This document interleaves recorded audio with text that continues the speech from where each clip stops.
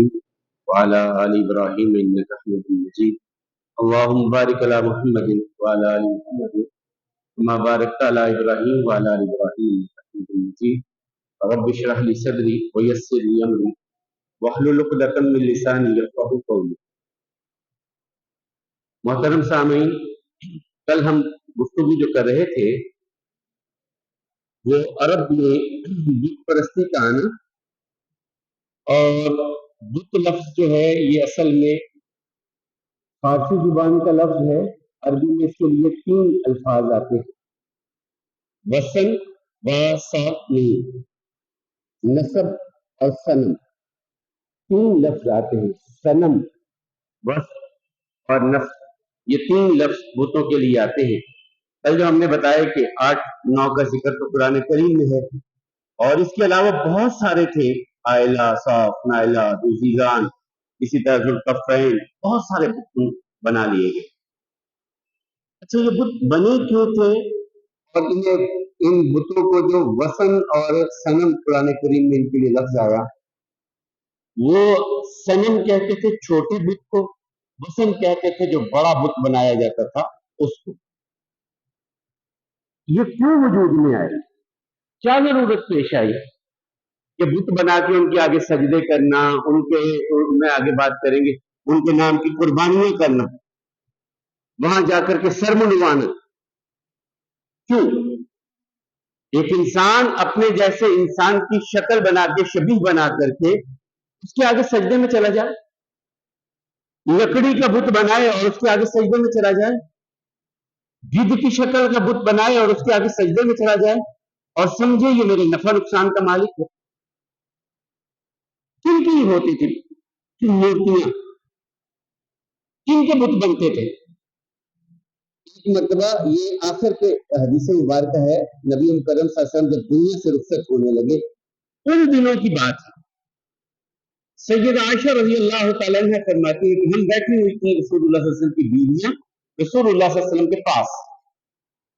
بیٹھے بیٹھے سیدہ ام سلمہ اور سیدہ ام حبیبہ، یہ 2 ایسی رسول اللہ صلی اللہ علیہ وسلم کی بیویاں ہیں جنہوں نے 2 مرتبہ ہجرت کی، ایک مرتبہ حبشہ میں اور ایک مرتبہ مدینہ میں. تو یہ حبشے کے دور کی بات کرنے لگی. ام سلمہ کہنے لگی یا رسول اللہ صلی اللہ علیہ وسلم، وہاں ہم نے ماریہ نام کا ایک کلیسا دیکھا، بہت بڑا. اس میں لوگوں کی تصویریں تھیں، اس میں لوگوں کی قبریں تھیں، لوگ سجدے کرتے تھے. تو رسول اللہ صلی اللہ علیہ وسلم فرماتے ہیں اولئک الذین اذا ماتوا فیہم رجل صالح بنوا علی قبرہ مسجدا وصوروا تلک الصور اولئک شرار الخلق عند اللہ یوم القیامہ. صحیح بخاری کی حدیث ہے. اللہ کے حبیب علیہ الصلوۃ والسلام فرماتے ہیں اولئک الذین اذا ماتوا فیہم رجل صالح، یہ ایسی قوم ہے جب ان میں کوئی نیک آدمی فوت ہو جاتا ہے، بنوا علی قبرہ مسجدا، اس کی قبر پر سجدے شروع کر دیتے ہیں. اب آپ نے خود سوچنا ہے، رسول اللہ صلی اللہ علیہ وسلم حبشے کے ان عیسائی اور مشرک لوگوں کی بات کر رہے ہیں جنہوں نے اللہ کے حبیب علیہ السلام کے دور میں قبریں بنا کر کے ان پر سجدے کیے،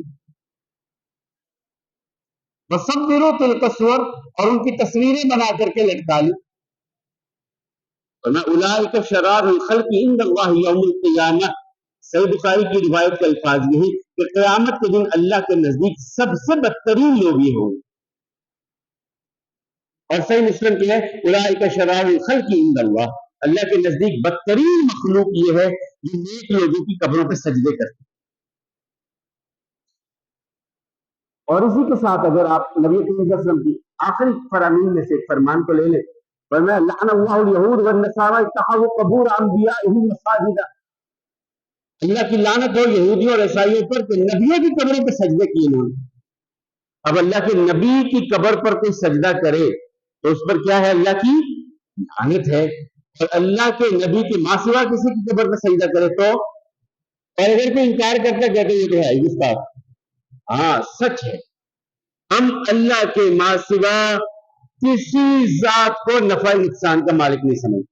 میرا ہم سب کا عقیدہ. کوئی ایسی شخصیت، کوئی ایسی ہستی نہ زندہ نہ فوت ہوا ایسا نہیں ہے جس کو سجدہ کیا جا سکے سوائے ذات باری تعالیٰ. کسی کے لیے سجدہ نہیں ہے. تو پھر یہ کیوں پوچھتے تھے، کیوں بناتے تھے خود اپنے ہاتھوں سے پتھر کی مورتیاں بنا کے سجدے میں چلے جائیں؟ کیوں؟ سورہ یونس میں اللہ تعالیٰ نے ایک سوال دہرایا اور ساتھ جواب بھی دیا. کیوں پوچھتے ہیں ان کو؟ جب یہ تمہارا عقیدہ ہے کہ زمین، آسمان، چاند، سورج، ستارے، یہ سب کچھ اللہ نے بنائے ہیں، تمہیں اللہ نے بنایا ہے اور تمہیں رزق بھی اللہ دیتا ہے، یہ بھی عقیدہ تم کو، پھر تم ان کی کیوں پوجا کرتے ہو؟ سورہ یونس میں اللہ تعالیٰ نے ان کے الفاظ کو بیان کیا، ہؤلاء شفاؤنا عند اللہ، یہ اللہ کے پاس ہمارے سفارشی ہیں. آج کسی ایسے شخص سے جا کے سوال کیجئے جو کسی قبر پہ گرا ہوا سجدہ کر رہا ہے، اسے پوچھے کیوں کر رہا ہے، کہے گا یہ میرے سفارشی ہیں، ان کا واسطہ، ان کا وسیلہ، ان کا صدقہ. وہ کیا کہتے تھے، ہؤلاء شفاؤنا عند اللہ، اللہ کے پاس یہ ہمارے، جن کی قبر پہ میں آ کے سجدہ کر رہا ہوں، جن کی مورتی بنا کے میں سجدہ کر رہا ہوں نا، ان کے نام کی میں نے جو ہے وہ نیاز چڑھائی ہے نا، یہ مجھے اللہ کے قریب کر دیتے ہیں، اللہ کے پاس میرے سفارشی ہیں.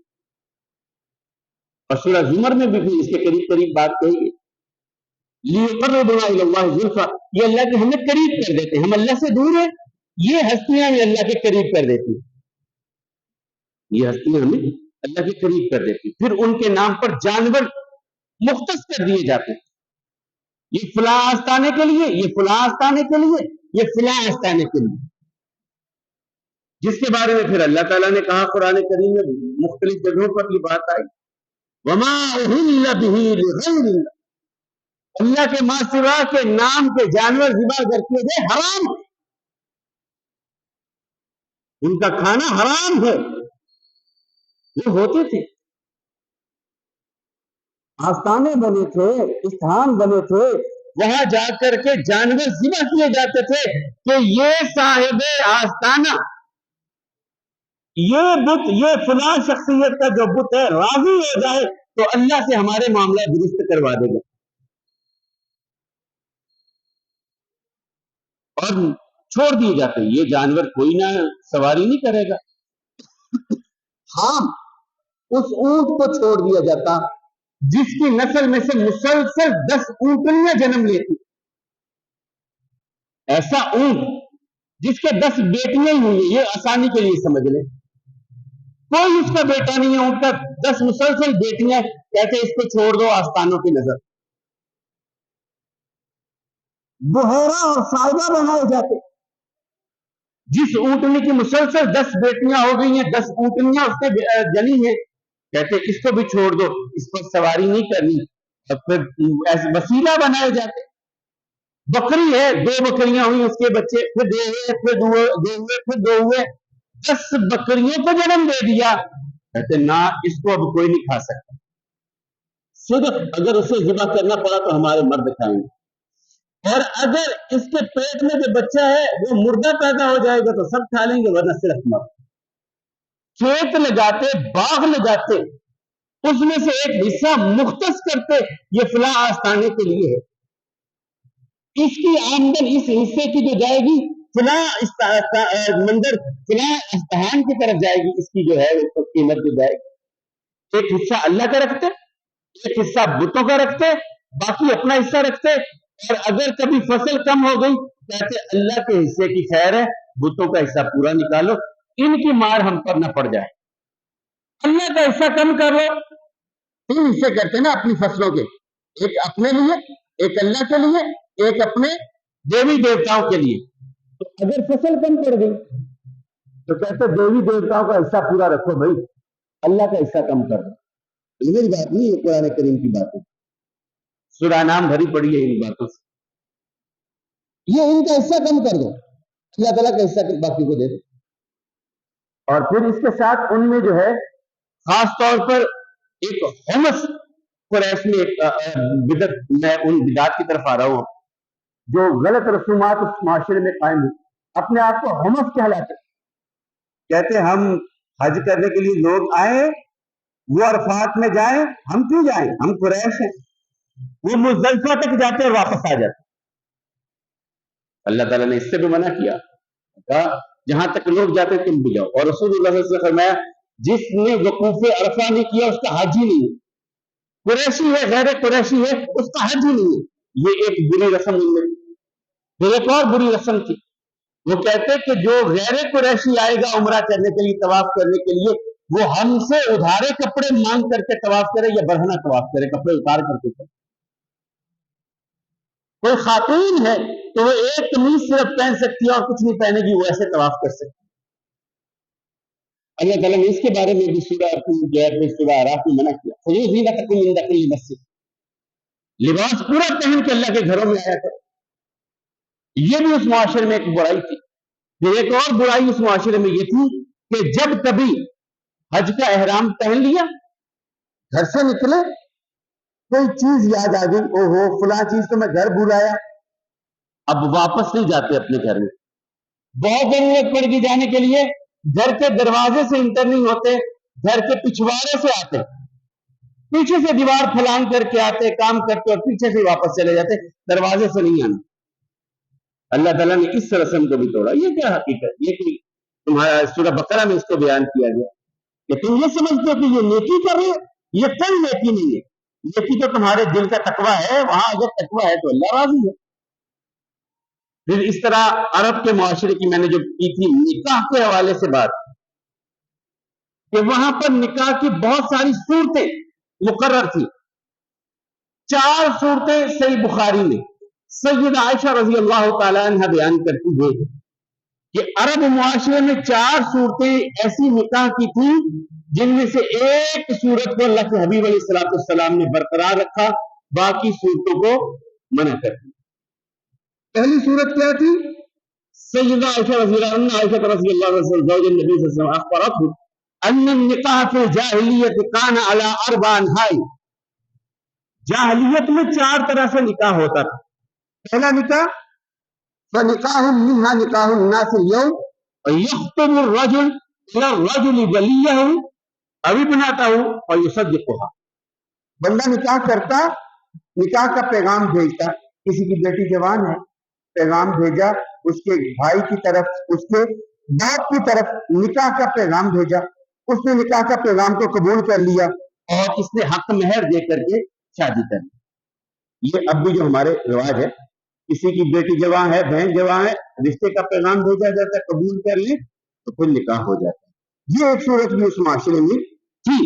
اور اس کے ساتھ دوسری صورت یہ تھی جو سیدہ عائشہ رضی اللہ تعالیٰ کہتی ہیں، اور یہ بڑی ہی گھناؤنی، جس چیز سے گھن آتی ہے، ایسی صورت اس معاشرے میں تھی جو قائم ہوئی کہ ایک خامن وہ اپنی بیوی کے لیے انتخاب کرتا کسی غیر مرد کا. ایک خامن اپنی بیوی کے لیے کسی غیر مرد کا انتخاب کرتا اور اس کو بلا کہتا اپنی بیوی کو کہ جب تو مخصوص دنوں سے پاک ہو جائے مجھے بتلانا. جب وہ پاک ہو جاتی کہتا فلاں بندے کے ساتھ تو رات گزار. وہ رات گزارتا، اولاد ہوتی تو یہ ایک خامد اپنی بیوی کے لیے ایسا معاملہ کرتا. یہ بدترین شکل تھی نکاح کی اس معاشرے میں. تیسری شکل اس معاشرے میں سیدہ عائشہ رضی اللہ عنہ کہتی ہیں یہ تھی کہ ایک عورت 10 مردوں کو یا اس سے کم مردوں کو بلاتی، ان کے ساتھ وقت گزارتی، پھر حمل ہو جاتا، حمل ہونے کے بعد بچہ پیدا ہوتا، بچہ پیدا ہونے کے بعد ان 10 افراد کو بلاتی، بلا کر کے ان 10 میں سے جس کے لیے چاہتی کہ یہ بچہ تیرا ہے، وہ انکار نہیں کر سکتا تھا. اب یہ اس کی بیوی بن جاتی، اب یہ اس کی بیوی بن جاتی. چوتھی صورت نکاح کی وہاں پر کیا تھی؟ گھروں پہ جھنڈے لگے ہوتے تھے، آنے جانے والے لوگ، شہر کے رہنے والے لوگ جان جاتے کہ یہ محلہ ان لوگوں کا ہے، سمجھ جاتے، وہاں آتے، رات بتاتے، وقت گزارتے، وقت گزارنے کے بعد چلے جاتے. وہ عورت جب بچہ پیدا ہوتا تو ان لوگوں کو بلاتی اور قیافہ شناسوں کو بلاتی تو وہ قیافہ لگا کے کہتے کہ تیرا یہ بچہ فلانے کا ہے اور اسے وہ قبول کرنا پڑتا، اسے وہ بچہ قبول کرنا پڑتا۔ یہ 4 بدترین شکلیں تھیں اس وقت، اور ان کے ساتھ ایک نکاح متا تھا جسے نکاح موقت کہا جاتا ہے، وقتی نکاح جس میں ٹائم لیمٹ ہوتی ہے، ایک مرد ایک عورت وقت مقرر کر لے اتنے وقت کے لیے تیرا اور میرا میاں بیوی کا ایک تعلق ہے، وقتی نکاح یا ایک وقت تک کے لیے نکاح، یہ بھی عرب معاشرے میں بڑا تھا، یہاں تک کہ خیبر جب فتح ہوا اس سال محمد رسول اللہ صلی اللہ علیہ وسلم نے اسے حرام قرار دے دیا، کہا کہ یہ نکاح موقت نکاح متا حرام ہے، یہ اللہ کے رسول صلی اللہ علیہ وسلم نے کی۔ اور اسی طرح ایک نکاح تھا نکاح شغار، نکاح شغار یہ ہمارے معاشرے میں بھی اب ہے۔ شغار یہ ہوتا تھا کوئی بندہ کہتا میں تیری بیٹی سے نکاح کرتا ہوں، تو میری بیٹی سے نکاح کرتا ہوں، یا تیری بیٹی میرے بیٹے کے نکاح میں آئے گی اور میری بیٹی تیرے بیٹے کے نکاح میں آئے گی، کوئی حق میں نہیں، مشروط کر کے ہم رشتہ دے رہے ہیں، ہم رشتہ لیں گے اور حق میں کوئی نہیں ہوگا۔ اسے وٹے سٹے کی شادی ہمارے یہاں کہا جاتا ہے، وٹا سٹا کرنا۔ اس کے بارے میں بھی رسول اللہ صلی اللہ علیہ وسلم نے فرمایا لا شغار فی الاسلام، اسلام میں وٹے سٹے کی شادی کا کوئی تصور نہیں ہے، اللہ کے حبیب علیہ السلام نے منع کیا۔ ہاں اس کی ایک صورت بن سکتی ہے، آپ نے اپنی بیٹی کی شادی کی کہیں یا بیٹے کی وہ ہم سے خوشی زندگی گزار رہے، آپ کو پھر رشتہ اچھا لگا، آپ نے ادھر سے لے بھی لیا دے بھی دیا، لیکن شرط لگا کر کے نہیں کہ آپ دیں گے تو ہم دیں گے، ایسا نہیں۔ وقت اچھا گزرا آپ کا، آپ نے بیٹی کی شادی کی ہے، اس گھر میں ایک اور بچی بھی ہے، آپ ان کے گھر کے ماحول کو اچھا سمجھتے ہیں، بعد میں آپ رشتہ لے بھی لیں تو یہ ہو سکتا ہے، لیکن شرط لگا کر کے کہ آپ رشتہ دیں ہم لیں گے اور ہم دیں گے تو آپ لیں گے، ایسا نہیں۔ اس کے ساتھ اس عرب معاشرے میں ایک اور بڑی کبیر رسم تھی جسے قرآن کریم نے پھر سختی سے منع کیا، 2 بہنوں کے ساتھ نکاح کر لینا، 2 بہنوں کے ساتھ ایک وقت میں نکاح، اس کے بارے میں اللہ تعالیٰ نے پھر کہا الا ما قد سلف، ہاں جو پہلے گزر چکا سو گزر چکا، آئندہ کوئی بندہ 2 بہنوں کے ساتھ ایک وقت میں نکاح نہیں کر سکتا۔ پھر نکاح کی ایک صورت یہ تھی کہ بندے کی بہت زیادہ شادیاں، یعنی تعدد ازواج، اس طرح کہ حضرت وہب الاسدی رضی اللہ تعالیٰ کہتے ہیں قال اسلمت وعندی 8 نسوۃ، میں جس دن مسلمان ہوا میری 8 بیویاں تھیں۔ حضرت وہب اسدی رضی اللہ تعالیٰ کہتے ہیں جس دن میں مسلمان ہوا اسلمت وعندی 8 نسوۃ فذكرت ذلك للنبي صلى الله عليه وسلم وقال النبي صلى الله عليه وسلم اختر منهن 4، میں نے یہ بات رسول اللہ صلی اللہ علیہ وسلم سے کہہ دی، جس دن مسلمان ہوا میں نے کہا یا رسول اللہ صلی اللہ علیہ وسلم میری 8 بیویاں ہیں، تو رسول اللہ صلی اللہ علیہ وسلم ان میں سے 4 اختر منتخب کر لے، منہن 4 ان میں سے 4، پھر انہوں نے 4 کا انتخاب کر کے باقیوں کو چھوڑ دی، یعنی غیر محدود شادیاں 8 ہو رہی ہیں، 7 ہو رہی ہیں، 6 ہو رہی ہیں، 9 ہو رہی ہیں، یہ اتنی شادیوں کو کرتے۔ اور ایک اس سے بڑھ کر کے برا عمل اس معاشرے میں تھا کہ اپنی ستولی ماں سے نکاح کر دیا کرتے تھے، باپ نے 8-10 شادی کی، سگی ماں کو چھوڑا، بڑے بیٹے نے ان میں سے کسی کے ساتھ نکاح کر دی، یہ بھی اس معاشرے میں موجود ہے۔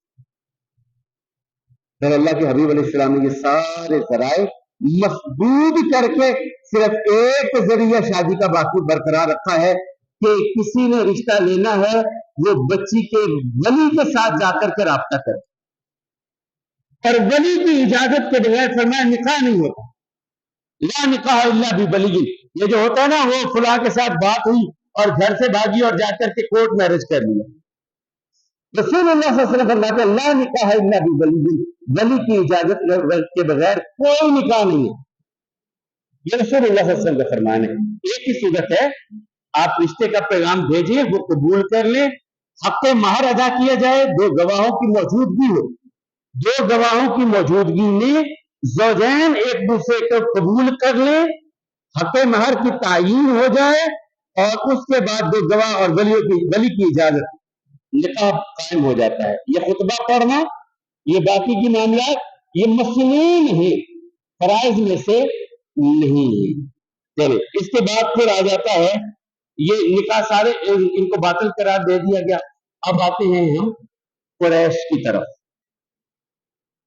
قوم قبیلہ قریش، یہ حضرت اسماعیل علیہ السلام کی اولاد، اور ان کے بارے میں نے آپ کو پہلے بہت ساری چیزیں بیان ہو بھی گئی ہیں، جو رہتی ہیں ان میں سے کچھ بیان کیے دیتے ہیں۔ نبی کریم صلی اللہ علیہ وسلم خود اپنا نسب نامہ بیان کرتے کہ میں محمد صلی اللہ علیہ وسلم، محمد بن عبداللہ بن عبد المطلب بن ہاشم بن ہاشم بن عبد مناف بن قصی بن کلاب بن مرہ بن کعب بن لؤی بن غالب بن فہر بن مالک بن نضر بن کنانہ بن خزیمہ بن مدرکہ بن نضر بن الیاس بن نزار بن ماء بن لبنان، یہاں تک بیان کر کے آقا کہتے اس کے آگے جس نے بیان کیا ہے قذب النصابون، انہوں نے جھوٹ بولا ہے۔ یہ جو ہم کہتے ہیں نا پھر نبی کریم صلی اللہ علیہ وسلم سے عدنان سے آگے ابراہیم تک، ابراہیم سے آگے نوح تک، نوح سے آگے رسول اللہ صلی اللہ علیہ وسلم تک، اور بڑے واعظین جو ہیں، بڑے بڑے نام جو ہیں وہ لے کر کے یہ سارا کچھ سناتے ہیں، حالانکہ خود رسالت مآب صلی اللہ علیہ وسلم فرمائے یہ جھوٹ بولتے ہیں۔ قذب النصابون، یہ نسب بیان کرنے والے عدنان سے آگے جھوٹ بولتے ہیں۔ عدنان تک 21 پیڑھیاں اللہ کے حبیب علیہ السلام نے بیان کر کے اس کو ترک کر دیا، چھوڑ دیا۔ 21 پیڑھی ہیں نبی کریم صلی اللہ علیہ وسلم سے عدنان تک۔ یہ قبیلہ جس طرح ہم کل بھی بات کر رہے تھے، حضرت اسماعیل علیہ السلام کے بیٹے نابت اس کی اولاد میں سے، بعض نے کہا یہ اقتدار کی اولاد سے، لیکن امام بخاری رحمہ اللہ کہتے ہیں یہ نابت بن اسماعیل کی اولاد میں سے ہے۔ انہیں ایک وقت آیا کہ مکہ چھوڑنا پڑا قریش کو، اسماعیل کی اولاد کو بنو جرہم نے جب قبضہ کر لیا، اپنے ہاتھ میں سارے معاملات لیے، انہیں چھوڑنا پڑا، اور پھر بھی واپس پلٹے۔ جب واپس آئے انہوں نے مکہ کا کنٹرول سنبھالا قریش نے۔ یہ ان کا ایک بڑا جو نام تھا وہ تھا فہر بن مالک، اس کو قریش کہا جاتا تھا۔ فہر بن مالک کو قریش کہا جاتا تھا۔ قریش کا مطلب یہ ہوتا ہے قرش یقرش قرشن سے جمع کرنا۔ اس نے پورے عرب میں سے اپنے قبیلے کو ایک جگہ جو پھیل چکے تھے اکٹھا کیا، یا تقریش سے ہے جانچ پڑتال کرنا۔ کہتے یہ فہر بن مالک جو تھا یہ پورے مکے میں جانچ پڑتال کرتا، ماڑا بندہ ہے، کسی کے گھر میں کوئی بھوکا تو نہیں ہے، کوئی بندہ ایسے تو نہیں رہ گیا، تو ان کے کھانے پانی کا انتظام کرنے کے لیے وہ جانچ پڑتال کرتا، پوچھتا رہتا ہاں بھائی تیرے حالات کیسے ہیں، کام تیرا کیسا ہے، فلاں تو کیسا ہے، یہ تفتیش کرتا، پوچھتا رہتا تاکہ لوگوں کی داد رسی ہو سکے، لوگوں کے کھانے کا انتظام ہو سکے۔ اس لیے بھی اسے قریش کہا جاتا تھا۔ اور لفظ قریش کا عبداللہ بن عباس نے ایک اور بھی معنی بیان کیا، وہ کہتے ہیں سمندر میں جو سب سے بڑی مچھلی ہوتی ہے اسے قریش کہا جاتا ہے، اور ہمارے قبیلے کو اس لیے قریش کہا جاتا تھا کہ یہ قبیلہ بہت بڑا تھا اور بڑا طاقتور قبیلہ تھا، اس وجہ سے انہیں قریش کہا جاتا تھا۔ اس قریش کے قبیلے میں سے پھر جو ہے بڑی ایک نامور شخصیت ہوئی، نبی کریم صلی اللہ علیہ وسلم کے پردادا کے دادا، جسے قصی بن کلاب کہا جاتا ہے، قصی بن کلاب سب بڑا تھا۔ یہ پہلے نسب نامہ آ گیا ہے، اس میں 10ویں نمبر پر اللہ کے حبیب علیہ السلام کے نسب نامے میں آئیں گے قصی بن کلاب۔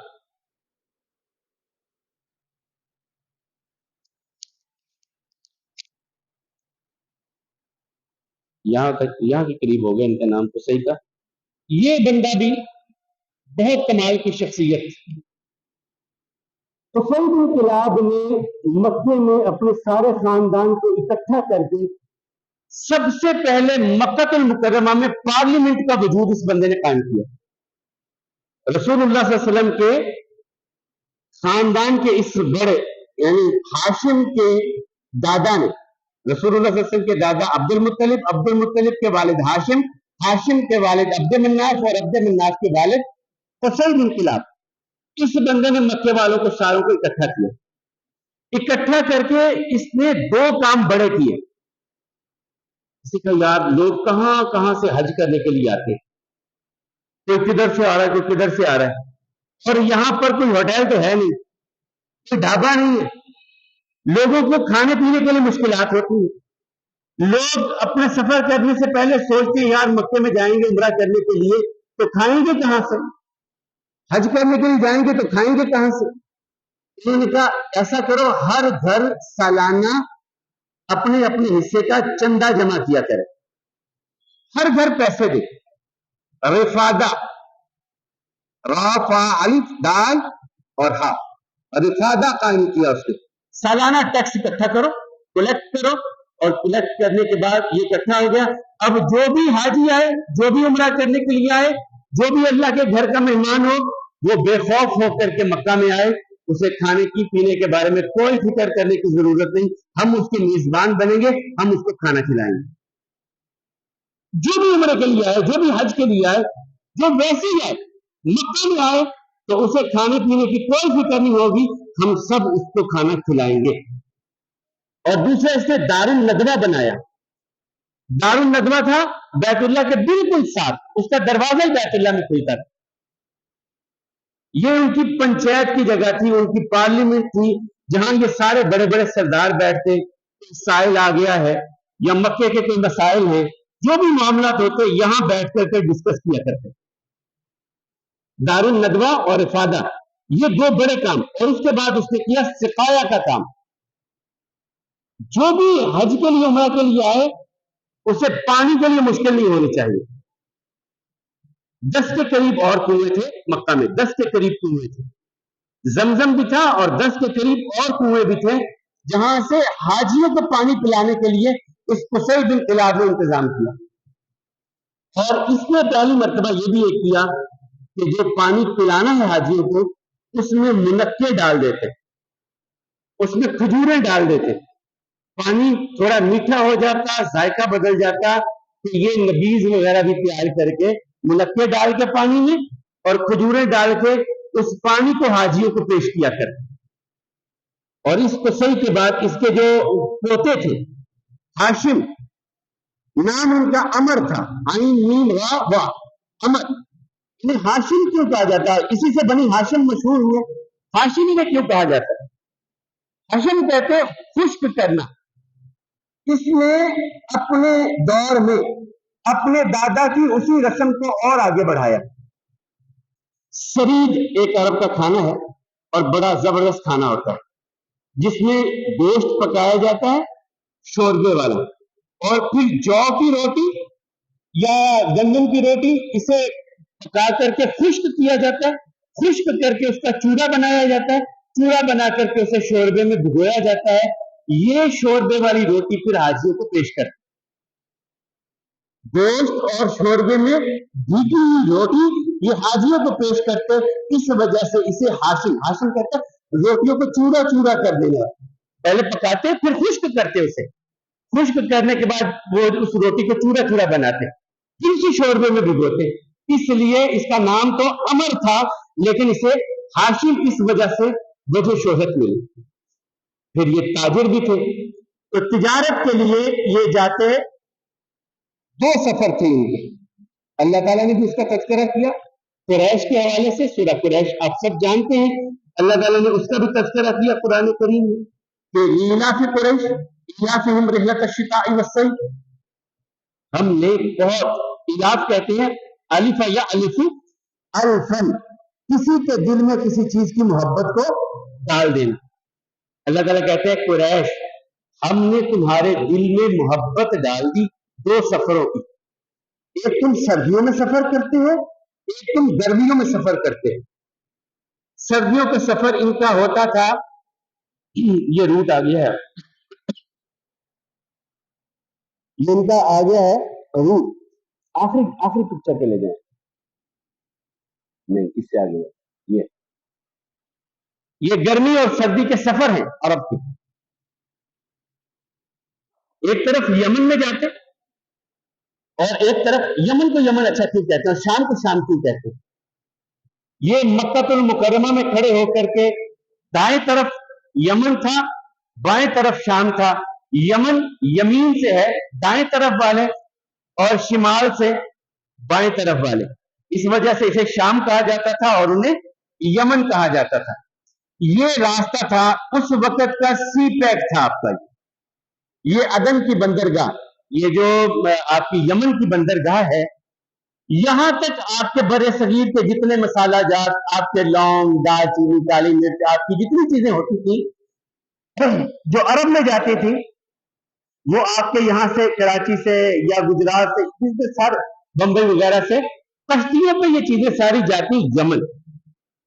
یمن کی بندرگاہ پہ اترتی، وہاں سے یہ پھر پیدل سفر شروع ہوتا، اونٹوں پہ سفر شروع ہوتا، گھوڑوں پہ سفر شروع ہوتا.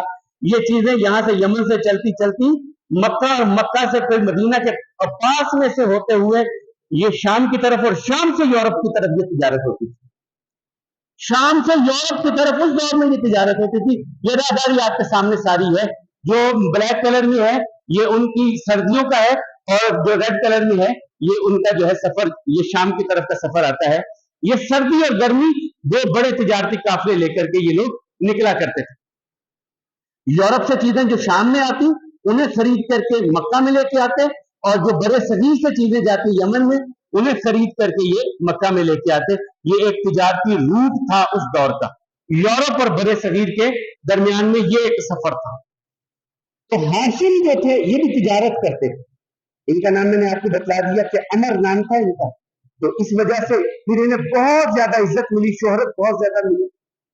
تو یہ اس وقت تو یثرب تھا. یہاں سے گزرے، وہاں کے دو بڑے قبیلے تھے اوس اور خزرج. بعض نے یمنی عرب کہا ہے، لیکن قاضی سلیمان منصور پوری رحمہ اللہ جو ہمارے پٹیالہ کے سیشن جج تھے اس دور پر، بڑی عظیم شان کتاب ہے رحمۃ اللہ علیہ، انہوں نے اس پر بڑی بحث کی. انہوں نے کہا نہیں، یہ اوس و خزرج جو مدینے کے اصل باسی قبیلے تھے یہ بھی اسماعیل علیہ السلام کی اولاد میں سے تھے، اور یہ کدار بن اسماعیل، کیدار بن اسماعیل کی اولاد میں سے تھے. تو ہاشم وہاں سے گزرے تجارت کے لیے، یثرب میں ٹھہرے. وہاں پر ایک خاتون نظر آئی اور بڑی بھلی لگی. پتا کہ یہ کون خاتون ہے؟ ان کے بارے میں بتلایا گیا کہ یہ عمر بن زید نجار قبیلے کے سردار ہیں، ان کی بیٹی ہے. سلمہ نام ہے ان کا، رسول اللہ صلی اللہ علیہ وسلم کی پردادی، رسول اللہ صلی اللہ علیہ وسلم کی پردادی سلمہ بن عمر بن زید، نجار قبیلہ، بنی نجار، مدینے کا رہنے والا. ان لوگوں نے آگے بڑھ کے رسول اللہ صلی اللہ علیہ وسلم کا استقبال کیا تھا مدینے میں. جب رسول اللہ صلی اللہ علیہ وسلم پہلا جمعہ پڑھا کر کے نکلے مسجد نبوی کی طرف آئے، تو ان لوگوں نے آگے آ کے رسول اللہ صلی اللہ علیہ وسلم کا استقبال کیا تھا بنی نجار قبیلے میں. تو وہ پتہ چلا، پیغام بھیجا کہ اگر آپ اپنی بیٹی کا نکاح کرنا چاہیں تو میں ہاشم ہوں، قصی بن کلاب کا بیٹا ہوں، پوتا ہوں قصی بن کلاب کا، عبد مناف کا بیٹا ہوں. مکہ کے وہ نام سنا تھا، انہیں بھی پتا تھا، آتے جاتے تو تھے بیت اللہ میں. جب انہوں نے یہ نام سنا تو انہوں نے حامی بھرلی نکاح کی. تو اللہ کے حبیب علیہ الصلوۃ والسلام کے پردادا ہاشم کا نکاح وہاں پر ہوا. نکاح کے بعد یہ چلے گئے آگے فلسطین چلے گئے، غزہ میں گئے، اصل میں غزہ میں گئے. وہاں جا کر کے انہوں نے سامان وغیرہ خریدا، واپس آئے، واپسی کو بیوی کو ساتھ لیا، مکہ میں آ گئے. مکہ میں کچھ دیر گزارنے کے بعد دوبارہ سفر پہ نکلے تو بیوی کو بھی کہا چل تیرے میکے تجھے سیر کروا لاؤں، میں نے غزہ میں جانا ہے. یہ جو غزہ آج لہو لہو ہے نا، اس غزہ کی بات ہو رہی. اپنی بیوی سے کہا چل میرے ساتھ، میں تجھے مدینے چھوڑ جاؤں گا، یثرب میں آگے چلا جاؤں گا، سامان لے کے جب واپس آؤں گا تو تجھے بھی ساتھ ہی لے آؤں گا. انہوں نے کہا چلے. یہ سلمہ بن عمر بن زید نجاریہ ثم خزرجیہ، بنی خزرج قبیلے کی یہ 7 بولی. اس وقت تک ان کا ایک بات رہ گئی، ان کا بیٹا جنہیں ہم عام طور پہ عبد المطلب کے نام پر جانتے، یہ پیدا ہو چکے تھے. ان کا نام عبد المطلب نہیں تھا. رسول اللہ صلی اللہ علیہ وسلم کے دادا کا نام تھا شیبۃ الحمد. رسول اللہ صلی اللہ علیہ وسلم کے دادا کا نام تھا شیبۃ الحمد. شیبہ کہتے تھے پیدائشی طور پر یہ چند بال جو تھے یہاں کے پیدائشی طور پر سفید تھے. وہ جو آپ نے جو بڑے بزرگ ہیں دیکھا ہوگا, اندرا گاندھی کو یار دیکھا نہیں, وہ اتنے سے بال سفید رکھتی تھی. تو یہ پیدائشی طور پر عبد المطلب کے یہاں کے بال سفید تھے. حمد ان کا نام تھا اور شیبت الحمد یعنی سفید بالوں والا تعریف کیا گیا. بچے کے ساتھ یہ چلی گئی. اب یہ یثرب میں اپنے نیچے میں ٹھہر گئی اور ہاشم آگے چلے گئے. غزہ میں گئے تو وہیں پر بیمار پڑ گئے, اور بیماری کی حالت میں ان کا یہاں پر غزہ کا آئے گا اوپر نکڑ میں, اسے آگے کا لینا ہے. ان کا مدفن بھی جو ہے, تدفین بھی ہوئی ہے وہ غزہ میں ہوئی ہے. ہاشم کی جس سے بنو ہاشم ہے, ان کی تدفین قبر جو ہے وہ غزہ میں ہے. عبد المطلب یثرب میں پل رہے ہیں, یہ مکے میں نہیں آئے. پتا چلا خامد ادھر فوت ہو گئے تو یہ یہی رہے. ہاشم کے ایک بھائی تھے مطلب, ہاشم کے دوسرے بھائی تھے مطلب. انہیں پتا تھا, دوسروں کو بھی پتا تھا, انہیں پتا چلا کہ میرا بھتیجا ادھر اب جوان ہونے کے قریب ہے, عمر بڑھ گئی ہے, کھیل کود کر رہا ہے, چل پھر رہا ہے, بھاگ دوڑ رہا ہے. تو یہ مکہ سے یثرب پہنچے, اپنی بھاوج سے ملے اور ان سے کہا کہ میں اپنے بھتیجے کو لینے کے لیے آیا ہوں. انہوں نے تھوڑا انکار کیا, ان کا نہیں, یہ ہمارا خاندان ہے, ہمارا خون ہے, میں تو اپنے بھتیجے کو یہاں نہیں رہنے دوں گا, میں تو اسے ساتھ لے کے جاؤں گا. اب اسے ساتھ لیا, مکہ کی طرف چلے, اپنی سواری پر اپنے آگے بٹھایا تھا. جب یہ مکہ میں داخل ہوئے, لوگوں نے یہ سمجھا کہ یہ کوئی غلام خرید کر کے لے کے آئے ہیں. مطلب نے کوئی غلام خریدا ہے, جس وجہ سے کہا یہ عبد مطلب ہے. نام ان کا شیبت الحمد تھا. مشہور اس وجہ سے ہو گئے کہ چچا مدینہ سے جب لے کر کے آئے, آگے بٹھایا تھا, انہوں نے سمجھا کسی منڈی سے کوئی غلام خرید کر کے لائے ہیں, تو سب نے کہا یہ عبد المطلب ہے. یہ ایک نام مشہور ہو گیا ان کے عبد المطلب کا, ورنہ نام ان کا شیبت الحمد ہے. اچھا میں بہت مختصر کرتا ہوں, وقت اختتام کی طرف جا رہا ہے. عبد المطلب ایک بڑی وجاہت والی شخصیت تھی, بڑی وجیح شخصیت تھی. ان کو اللہ تعالیٰ نے 12 بیٹے عطا کیے. ایک وقت آیا تھا کہ انہوں نے ایک نظر بھی مانی تھی کہ اللہ مجھے 10 بیٹے دے گا تو میں ان میں سے ایک اللہ کے نام پر ذبح کروں گا. لیکن اس سے پہلے ان کا سب سے بڑے بیٹے کا نام تھا حارث, جس کی وجہ سے عبد المطلب ابو الحارث کہلاتے تھے. جب بنو جرہم مکہ سے نکلے تو انہوں نے زمزم کے کنویں کو بند کر دیا, مٹی ڈال کے زمزم بند ہو گیا. سال ہر سال بیت چکے تھے, لوگ نشان تک بھول چکے تھے. عبد المطلب کو دلائل النبوہ میں بحقی نے روایت نقل کی ہے, اور ابن اسحاق نے یہ روایت نقل کی ہے. عبد المطلب سوئے تھے, انہیں خواب آیا کہ برہ کھودو, طیبہ کھودو. طیبہ کیا ہے؟ اگلے دن پھر خواب آتا ہے برہ کھودو. برہ کیا ہے؟ اگلے دن پھر خواب آتا ہے مظنونہ کھودو. یہ ہے کیا؟ کہا زمزم کھودو. کہاں پر کھودو؟ پھر انہیں جگہ کی نشاندہی کی گئی, زمزم کے کنویں کی خواب میں نشاندہی کی گئی. عبد المطلب نے اس وقت تک ان کے ایک ہی بیٹے حارث تھے, انہیں ساتھ لیا, کدال لی, کسی لی, اور لے کر کے وہاں آگے کنواں کھودنے کے لیے. لوگ پوچھتے ہیں عبد المطلب کیا کرنے لگے ہو؟ کہا یہاں سے زمزم کھودے. زمزم کے آثار مل نہیں رہے, اثرات مل نہیں رہے, باقی کنووں سے پانی لا لا کے ہم پلاتے ہیں حاجیوں کو, زمزم کے تو آثار بھی نہیں مل رہے, تم کیسے ڈھونڈ لو گے؟ کسی کو پتہ ہی نہیں کہاں ہے. کہا تم نے ساتھ چلو تو صحیح, محنت کر کے نکل آئے گا. تو ہم نہیں کرنے والے. اب اس باپ بیٹے نے دونوں نے مل کر وہ جو نشاندہی جگہ کی ہوئی تھی وہاں سے کھودنا شروع کی. کھودتے کھودتے کھودتے کھودتے تھوڑے تھوڑے آثار نیچے سے نظر آنے لگے کہ یہ وہی جگہ ہے. وہ کیا آثار تھے؟ بنو جرہم جب یہاں سے نکلے, انہوں نے زمزم کو بند کیا تو بیت اللہ کی نظر کے نام پر جو چیزیں لوگ بھیجتے تھے وہ چیزیں برتن تھے کچھ, اور خاص طور پہ 2 سونے کے ہرن تھے. سونے کے 2 ہرن تھے جو بیت اللہ کی نظر کیے گئے تھے, ان کو اٹھا کر کے انہوں نے کنویں میں ڈال کے مٹی سے برابر کر دیا تھا. पत्थर और मट्टी से बराबर कर दिया। वो आसार, वो बर्तन, वो हिरन जब ये नजर आने लगे तो बाकी कबीला सारा भागा हुआ आया, कहा अब्दुल मुतलिब हमें भी शामिल करो, हम भी ये नेकी का काम करना चाहते। करना अब नहीं, जब मैंने पहले कहा था तुम मेरे साथ चले नहीं, अब ये आसार नजर आ गए, अब ये मैं ही काम मुकम्मल करूंगा। और फिर उन्होंने ही इस काम को पाया तकमील तक पहुंचाया।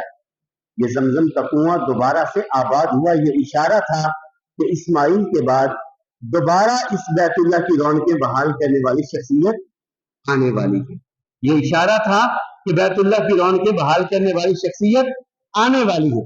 तो ये मामला उस वक्त तक हो चुके थे और उसके बाद फिर एक बड़ा सान्या पेश आया, एक बड़ा सान्या पेश आया। लेकिन इस सान्ये से पहले जो अब्दुल मुत्तलिब को अल्लाह ताला ने बेटे अता किए, जो उन्होंने नजर मानी, अब्दुल मुत्तलिब की जो बीवी थी ये कौन से कबीले की थी? चलिए ये थोड़ा सा कह लेते हैं, अभी है 1-2 मिनट बाकी है। ये इनका नाम भी फातिमा था।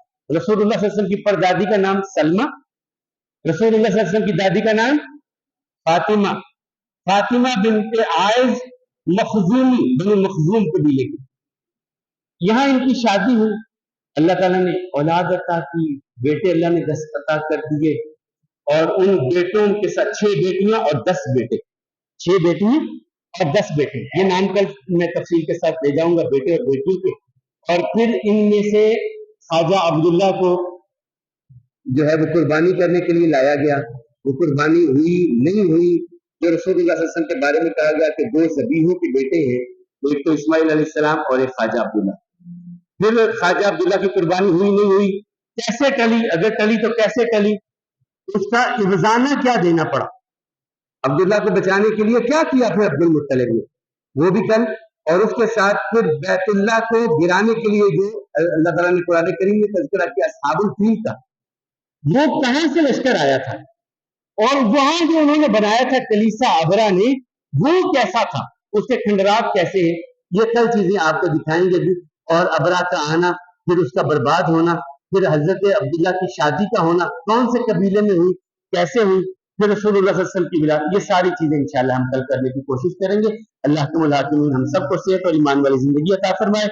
आज हमने जो चीजें आपके सामने रखने की कोशिश की है वो अरब माशरे की रसूमात है।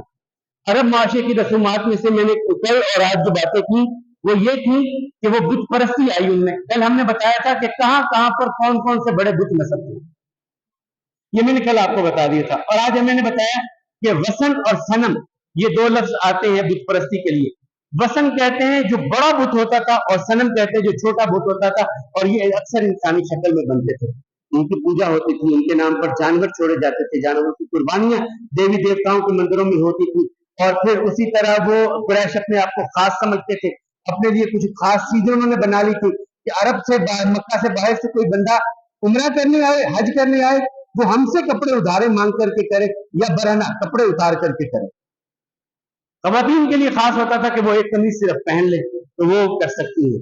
तो ये अपनी बरतरी कुरैश ने एक कायम की और अपने आप को हुमस कहलाते कि हम जंगी बहादुर ताकतवर लोग हैं, यहाँ आकर के सबको हमारी माननी पड़ेगी। ये हज करने के लिए जाते तो अरफात के मैदान में नहीं जाते, पीछे से वापस आ जाते, बाकी लोग जाए हम क्यों जाए, हम तो कुरैशी हैं। अल्लाह ताला ने ये सारी चीजें इनके लिए मना कर दी। फिर मैंने आपको बताया कि अरब में निकाह की 8-10 जो सूरतें थी कि कैसे कैसे निकाह होते थे, और उन सारे तरीकों को रसूलुल्लाह सल्लल्लाहु अलैहि वसल्लम ने मना करके सिर्फ एक तरीका बरकरार रहने दिया, सिर्फ एक तरीका बरकरार रहने दिया कि आप उस बच्ची के भाई बाप से बात करें, वो निकाह के रिश्ते को कबूल करें, आपका निकाह हो जाए। ये एक चीज को बरकरार रखा रसूलुल्लाह सल्लल्लाहु अलैहि वसल्लम ने। बाकी अरब की सारे जाहिलियत के जो थे मामला उन्हें अल्लाह ताला ने मना कर दिया। फिर आगे हमने बात की रसूलुल्लाह सल्लल्लाहु अलैहि वसल्लम के नसब नामे की। मैंने आपको बताया कि बहुत सारे उलमा ये बयान करते हैं कि रसूलुल्लाह सल्लल्लाहु अलैहि वसल्लम से लेकर के हजरत इस्माइल तक, इस्माइल अलैहिस्सलाम से लेके नूह अलैहिस्सलाम तक, नूह अलैहिस्सलाम से लेके आदम अलैहिस्सलाम तक, लेकिन अल्लाह के रसूल सल्लल्लाहु अलैहि वसल्लम फरमाया ये सब झूठे हैं। खुद रसूलुल्लाह सल्लल्लाहु अलैहि वसल्लम ने अपना जो नसब नामा बयान किया, फरमाया मैं मोहम्मद सल्लल्लाहु अलैहि वसल्लम बिन अब्दुल्लाह हूं, बिन अब्दुल मुत्तलिब, बिन हाशिम, बिन अम्र, बिन हाशिम, बिन अब्द मन्नाफ, बिन कुसै, बिन किलाब, बिन मुर्रा, बिन काब, बिन लुई, बिन गालिब, बिन फहर, बिन मालिक, बिन नजर, बिन किनाना, बिन खुजैमा, बिन मुदरिका, बिन इलियास, बिन नजर बिन नजार बिन माद बिन अदनान, फरमाया यहाँ तक सच्चा है। ये खुद रिसालत महमद सल्लल्लाहु अलैहि वसल्लम ने 21 पुश्तें अपनी गिनवा के कहा यहाँ तक मेरा नसब नामा सही है, उसके आगे लोगों ने आगे पीछे नाम कर दिए, उन्हें छोड़ो। ये अल्लाह के हबीब अलैहिस्सलाम ने तो कुरैश को कुरैश क्यों कहा जाता है कि ये कबीला फैल गया था, ये इस्माइल अलैहिस्सलाम के बेटे नाबत बिन इस्माइल की औलाद में से ये फैल गया था। इन्हें जो है वो जमा किया गया, इन्हें इकट्ठा किया गया, सेहर बिन मालिक ने इकट्ठा किया और इकट्ठ की वजह से इसे कुरैश कहा जाता है, या बड़ा ताकतवर कबीला होने की वजह से कुरैश कहा जाता है। या ये जो फेर बिन मालिक था लोगों की तफ्तीश करता था, कोई माड़ा तो नहीं, कोई गरीब तो नहीं, कोई भूखा तो नहीं सोया, कोई ऐसा तो नहीं, तो उनके घरों की दादरसी करता। इस जांच पड़ताल की वजह से भी कुरैश कहा जाता था। या इसे कुरैश इस वजह से कहा जाता है, समंदर में जो सबसे बड़ी व्हेल मछली होती है उसे कुरैश कहा जाता है, या इसकी बड़ेपन की वजह से भी इन्हें कुरैश कहा जाता है।